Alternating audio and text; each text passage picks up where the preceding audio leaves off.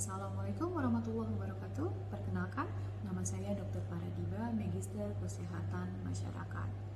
Saya adalah dosen dari bagian Ilmu Kesehatan Masyarakat, Program Studi Pendidikan Dokter Universitas Islam Sumatera Utara. Pada program studi pendidikan dokter, saya terlibat dalam proses kegiatan belajar mengajar mahasiswa di beberapa modul. Di antaranya, terlibat pada kuliah pakar, modul elektif tentang travel medicine, kegiatan small group discussion, dan kegiatan skills lab. Sistem pembelajaran pendidikan dokter Universitas Islam Sumatera Utara adalah kurikulum berbasis kompetensi, dilaksanakan dengan strategi belajar berdasarkan paradigma baru pendidikan dokter yang dikenal dengan istilah SPICES, di mana SPICES itu adalah akronim dari Student Center, Problem Based, Integrated, Community Based, Elective, dan Systematic. Dengan strategi utama belajar berdasarkan masalah atau Problem Based Learning atau PBL. Kegiatan belajar dilaksanakan berdasarkan modul yang berisi skenario masalah yang menjadi trigger atau pemicu dalam belajar melalui semua kegiatan small group discussion, terintegrasi dengan kuliah yang diberikan secara paralel oleh tim teaching. Mahasiswa dapat memperoleh informasi mengenai materi pembelajaran pada modul yang diambilnya melalui belajar mandiri, kuliah pakar, konsultasi dengan pakar, keterampilan medik pada skills lab, dan praktikum. Pada kesempatan kali ini, saya akan menjelaskan salah satu mata kuliah yang saya ampu menggunakan metode DIA, Delivery, Interaction, dan Assessment. Modul Travel Medicine merupakan modul elektif yang dapat dipilih mahasiswa di mana dilaksanakan pada semester 7 tahun keempat. Merupakan modul ke-25 dan akan dijalankan selama 4 minggu dengan bobot 4 SKS. Modul Travel Medicine ini diajarkan oleh beberapa dosen atau tim teaching. Modul ini mengajarkan tentang penyakit-penyakit yang disebabkan dari bepergian. Pengajaran berfokus pada pemberian pemahaman kepada mahasiswa mengenai konsep emerging infectious disease dan re-emerging infectious disease serta penyakit yang berhubungan dengan vektor. Kegiatan kuliah terintegrasi dengan kegiatan small group discussion berdasarkan problem based learning. Kuliah dilakukan dengan metode ceramah dan diselingi dengan tanya jawab untuk mengetahui pengetahuan mahasiswa terkait materi pembelajaran yang saya berikan, di mana mahasiswa akan memperoleh pengalaman belajar, diskusi interaktif, belajar kolaboratif, dan kontekstual. Assessment modul terdiri dari evaluasi harian, dalam hal ini dilakukan secara formatif dengan form penilaian SGD sebesar 10%, evaluasi mingguan dengan penilaian tugas makalah yang dikumpulkan melalui e-learning, Medical Education Software atau MES sebesar 20%, dan evaluasi akhir modul dengan metode MCQ berbasis Computerized Based Test atau CBT sebesar 70%. Berikut adalah video pembelajaran yang saya lakukan pada modul Travel Medicine dengan materi konsep emerging infectious disease dan re-emerging infectious disease serta penyakit yang berhubungan dengan vektor. Assalamualaikum warahmatullahi wabarakatuh. Apa kabar semuanya? Waalaikumsalam warahmatullahi wabarakatuh. Oke, sebelumnya udah dibaca belum tentang emerging infectious disease dan re-emerging infectious disease? Ada nggak yang udah baca? Izin dokter, share screen-nya belum nampak dokter. Oh, belum nampak? Iya dok. Oke, bentar ya.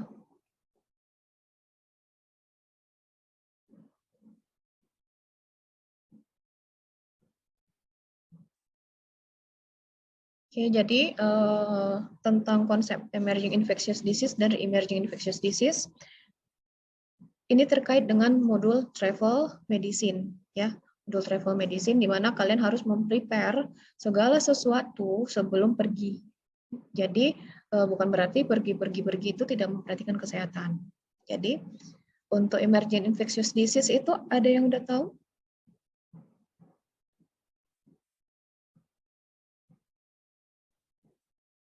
Ada yang udah tahu? Oke, baiklah. Kalau ada belum baca mungkin ya. Oke, jadi kalian di sini diharap mampu memahami dan menjelaskan tentang emerging infectious disease. Kemudian mahasiswa mampu memahami dan menjelaskan re-emerging infectious disease. Kemudian mampu memahami dan menjelaskan penyakit yang ditularkan melalui vektor dan menyebabkan terjadinya emerging infectious disease dan re-emerging infectious disease. Oke, apa sih yang dimaksud dengan emerging infectious disease? Jadi berdasarkan Permenkes nomor 59 tahun 2016, emerging infectious disease itu cepat menyebar ya pada satu populasi. Jadi penyakitnya itu cepat menyebar di satu populasi pada saat baru pertama kali dia muncul. Misalnya kolera, ya kan? Pada saat muncul di satu populasi, dia akan langsung merebak mengenai banyak masyarakat. Dan terus kemudian untuk penyakit emerging infectious disease ini ditularkan dari hewan ke manusia atau dikenal dengan istilah penyakit zoonotik ya, penyakit zoonotik di mana hewan ini tadi membawa kuman atau mikroorganisme berupa virus bisa ataupun bakteri ataupun parasit. Itulah yang disebut dengan emerging infectious disease. Oke, untuk re-emerging infectious disease itu penyakit telah ada sebelumnya, ya. Jadi dia jadi yang emerging infectious disease ini tadi pertama dia sudah terkontrol untuk penyebaran penyakitnya, ya sudah terkontrol dan kemudian jumlah kasusnya juga sudah menurun. Jadi kemudian tiba-tiba dia aktif lagi. Nah, itulah disebut dengan re-emerging infectious disease. Kemudian kasusnya meningkat, tapi dia sudah mengalami mutasi. Telah terjadi mutasi dari penyebabnya itu tadi, atau telah terjadi mutasi gen dari virus, dari bakteri, dari parasit itu tadi, sehingga menyebabkan gejala klinis itu lebih berat. Ya, jadi untuk re-emerging dan emerging infectious disease ini saling terkait. Ya, mungkin kalian sudah ingat, sudah pernah mengetahui tentang segitiga epidemiologi, di mana penyakit itu berpengaruh antara agent, host, environment, ya. Jadi inilah yang bisa menyebabkan seseorang itu bisa terkena satu penyakit karena telah terjadi ketidakseimbangan. Ketidakseimbangan ini tadi ya bisa menyebabkan atau bisa disebabkan karena apa? Karena telah terjadi transisi epidemiologi dan terjadi transisi demografi. Oke, untuk ruang lingkup penyakit infeksi emerging disease itu terbagi menjadi 3, yaitu penyakit virus emerging. Contoh penyakitnya itu penyakit virus Ebola, kemudian ada penyakit virus Hanta, ada kemudian penyakit virus MERS. Untuk penyakit bakteri emerging itu mungkin kalian pernah dengar itu ada botulisme, ada brucellosis, dan kemudian bisa menyebabkan pes ataupun demam semak. Untuk penyakit parasitik emerging itu toxoplasmosis atau bisa juga menyebabkan penyakit parasit baru. Oke, berdasarkan peraturan Menteri Kesehatan tadi, ya apa yang didefinisikan tentang emerging dan re-emerging disease tadi itu, berdasarkan Permenkes nomor 59 tahun 2016, penyakit infeksi emerging tertentu meliputi ada satu poliomyelitis, ada penyakit virus Ebola, sampai nanti ke penyakit infeksi emerging disease. Sementara di sini ada yang mau kita diskusikan? Tidak ada? Oke, baik. Oke, tadi itu emerging dan re-emerging. Untuk terjadinya kasus emerging dari emerging disease itu biasanya mungkin atau kalian bisa ingat bahwasanya virus COVID-19 kemarin disebabkan oleh hewan apa terpaparnya?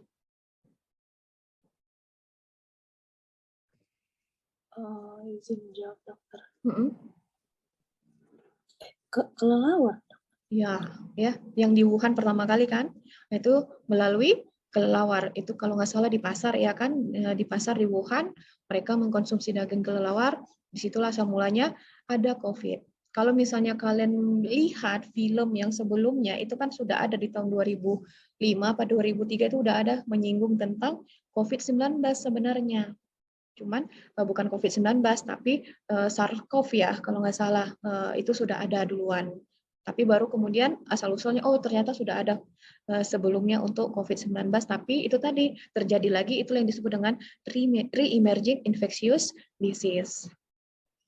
Oke, apa sih yang dimaksud dengan vektor?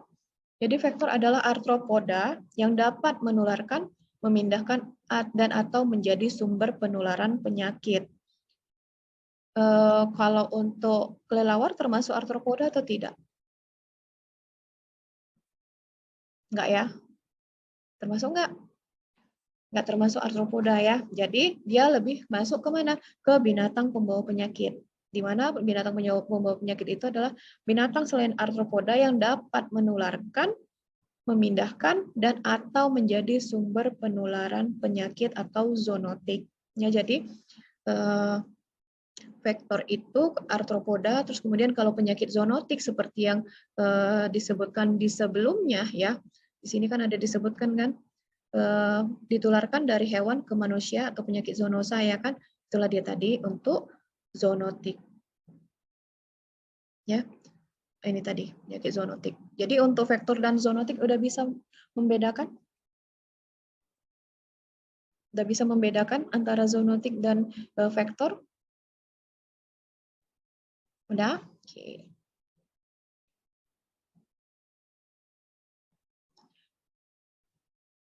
Kalau nyamuk itu menyebabkan penyakit apa? Ini dok, Aedes aegypti. Apa? Naskah? Demam berdarah dok. Demam berdarah. Terus bisa. selain itu? Malaria dok. Malaria. Dela apa? Menyebabkan apa bisa?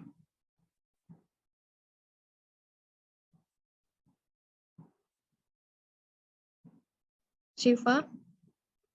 Izin jawab dokter. Yes, Indah? Malaria juga ya dok. Ya, tadi Aska udah bilang malaria. Oh, iya. Selain itu apa? Filariasis juga bisa kan? Disebarkan melalui nyamuk kan? Oke. Kemudian kalau untuk lalat, apa penyakitnya?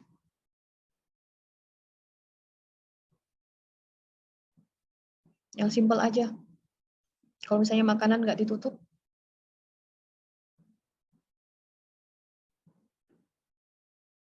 diare. Nggak usah serius-serius sekali mikirnya. Ya kan? Kalau misalnya makanan kita nggak ditutup, terus kemudian secara nggak sadar kita kena diare ya kan? Apalagi kalau misalnya kita jajan, ya kan beli makanan di sembarangan tempat, ya kan bisa menyebabkan salah satunya diare ataupun bisa terkena demam tifoid, ya. Oke, kemudian kalau untuk kecoa menyebabkan apa?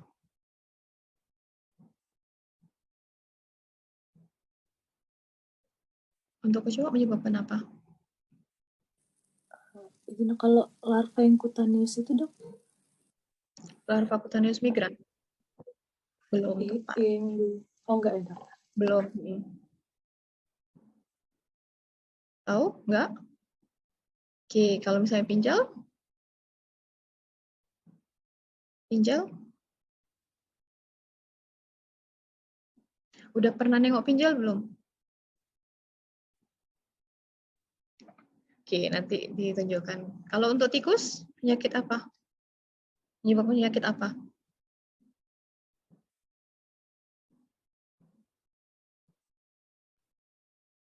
Salah satunya adalah leptospirosis kan? Iya enggak? Ya kan? Oke. Jadi ini tadi yang udah kita bahas, nyamuk itu menghisap darah manusia. Jadi kalian tahu nggak kalau misalnya yang menggigit kalian itu nyamuk betina apa nyamuk jantan? Betina dokter. Yang gigit kalian itu, yang gigit saya, yang gigit kita itu adalah nyamuk betina, bukan nyamuk jantan ya. Oke. Terus kemudian biasanya nyamuk ini membawa virus ya. Jadi di tempat kayak simpelnya itu untuk jarum suntiknya itu yang menggigit kita, di sekitar itu udah banyak dia membawa virus-virus yang kita tidak ketahui. Ya, tergantung jenis nyamuknya apa, ya kan? Bisa dia menyebabkan itu tadi demam berdarah, malaria, atau misalnya filariasis, ya. Oke, kemudian bisa menyebabkan chikungunya juga. Oke, kemudian tempat yang disukai nyamuk di mana-mana aja biasanya yang sering banyak nyamuk. Selain dua ini.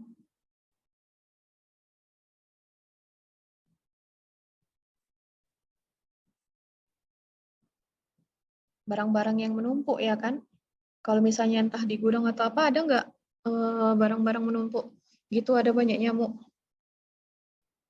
Ya, biasanya itu kan makanya kita dilarang sama orang tua kita kan, nah jangan ditumpukin ya bajunya karena di situ tempat bersarangnya nyamuk-nyamuk. Oke, kemudian kalau untuk lalat itu biasanya sekelompok ya serangkap mengganggu dengan dan sebagai serangkap penular penyakit dengan cara menghinggapi makanan, minuman dan lainnya. Bakteri yang sering dibawa itu adalah diantaranya Salmonella typhosa, Escherichia coli, sama Shigella dysenteriae. Salmonella typhosa menyebabkan penyakit apa? Tipoid. Tipoid ya. Oke, tipoid itu kelihatan gejalanya berapa lama setelah mengkonsumsi biasanya seseorang itu terkena tipoid. Kan kita biasanya nggak sadar kan, jajan terakhir selang beberapa saat kena. Berapa lama lah waktu prosesnya untuk kita terkena demam tipoid setelah makan jajan sembarangan biasanya? Lebih kurang seminggu ya? Lebih kurang? Seminggu. Lebih kurang 1 sampai 2 minggu, ya kan? Oke.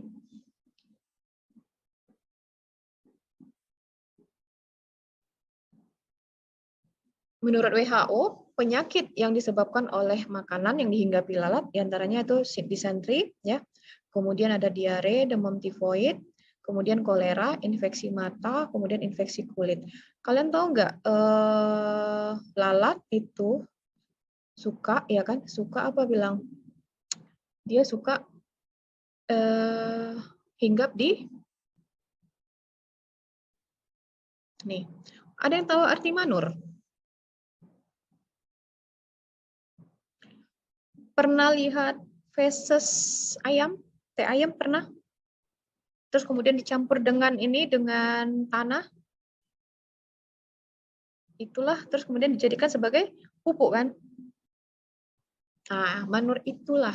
Jadi pupuk yang berasal dari feses ayam, di mana kan mereka feses ayam itu makanannya tidak dicerna dengan sempurna kan, jadi dikeluarkan, terus kemudian itu semacam kayak lembab, disitulah berkembangnya bibit penyakit, itulah yang suka dihinggapi sama lalat. Itulah arti manur ya. Jadi kalau misalnya ada ditanya manur itu apa, feses ayam yang dijadikan pupuk ya untuk misalnya entah tanaman, entah bunga ya supaya lebih subur. Kemudian lalat juga suka hinggap di feses, kemudian sampah organik yang membusuk dan lembab, kemudian lalat hijau itu berkembang biak di bahan cair dan semi cair ya, itu misalnya di daging. Makanya kalau misalnya belanja ikan, tengok kalau misalnya di pasar itu ada lalatnya hinggap, ya kan? Lalatnya itu hinggap berarti itu dalam keadaan ikannya tidak segar, sudah menuju ke proses pembusukan. Demikian juga dengan daging, ya.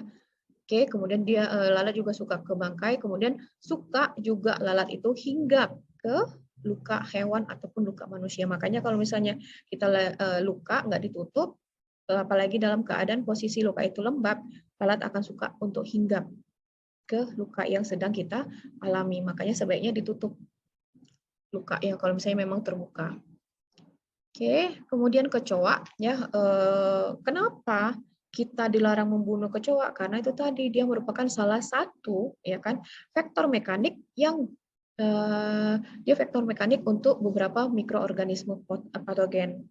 Kemudian juga bisa sebagai inang perantara bagi spesies cacing. Makanya kalian tidak boleh sembarangan membunuh atau mematikan kecoa. Bukan ibaratnya takut atau apa, tapi lebih menjaga ya supaya jangan terkena penyakit.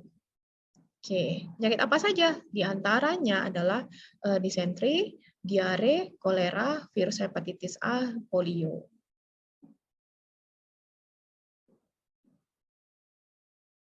Oke, kemudian ini tadi pinjal ya, pes atau sampar ya, penyebab penyakit infeksi bakteri Yersinia pestis ya.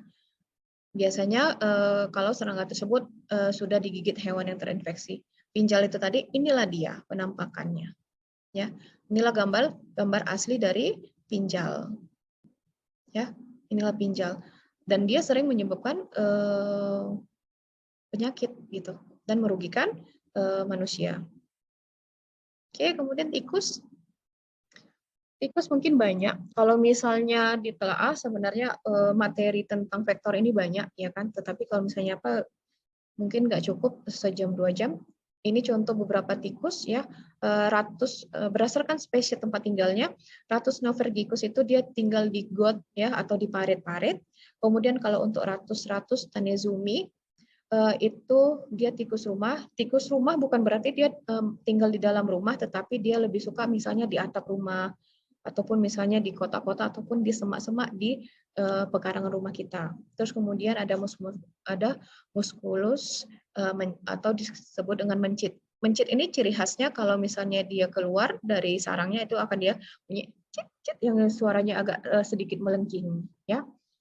Oke, kemudian untuk beberapa penyakit yang ditularkan oleh tikus antara lain ada hantavirus pulmonary syndrome, kemudian ada hemorrhagic fever with renal syndrome, penyakit pes atau sampar, kemudian ada limfositik korio meningitis, kemudian ada leptospirosis. Oke, untuk vektor-vektor tadi, kalau nyamuk kayak mana untuk pengendaliannya? Kalau untuk nyamuk, pengendaliannya bagaimana? Izin dok. Fogging dok, kalau misalnya segi lingkungan. Oke, selain itu apa, Dinda? Untuk pengendalian vektor nyamuk. Iya dokter. Iya, untuk pengendalian vektor nyamuk apa? Setahu Dinda untuk nyamuk itu kalau nggak salah ada 3M dokter. Dia kalau di promosi kesehatan itu ada 3M untuk mencegah demam berdarah. Itu yang pertama, lupa Dinda mengubur, ada 3M itu untuk mengurangi mengurangi nyamuk dan jentik-jentik nyamuk itu dokter.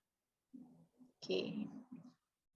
Ya, jadi nanti kalau untuk nyamuk sendiri itu kita bisa memelihara, ya kan, memelihara bunga lavender, kan secara estetik bagus juga kan, dan itu bisa bagus juga untuk menghindari dari nyamuk. Terus kemudian memelihara ikan cupang. Jadi ikan cupang itu bukan hanya sekedar dipelihara, tetapi ikan cupang itu bisa untuk memakan telur-telur nyamuk yang berniat untuk meletak telurnya itu di tempat botol dia itu tadi. Nah, terus kemudian untuk lalat, ya kan? Untuk lalat itu bisa dilakukan dengan apa? Pandan. Lalat itu tidak suka dengan wangi-wangian pandan. Ya, oke. Terus kemudian lalat itu juga tahu nggak? Lalat itu paling tidak suka dengan cat yang berwarna biru. Segala sesuatu yang berwarna biru dia itu tidak suka. Ya. Oke, itu mungkin beberapa yang mungkin bisa dijumpai dan bisa kita aplikasikan dalam kehidupan kita sehari-hari. Ya kan? Kalau untuk resminya atau misalnya untuk yang dari protap tetapnya itu kan, prosedur tetapnya itu pengendalian vektor bisa dengan pemasangan perangkap, bisa dengan membasmi dengan bahan kimia dan pengelolaan lingkungan yang baik. Ya kan, pengelolaan lingkungan yang baik itu seperti yang dibilang sama Via dengan cara 3M, ya kan, mengubur, menguras, menelumpukkan kan. Jadi tidak ada yang menggenang air di sekitar rumah kita. Oke, baiklah. Mungkin materi kuliah dari saya sudah selesai. Ada yang mau ditanyakan atau kita diskusikan?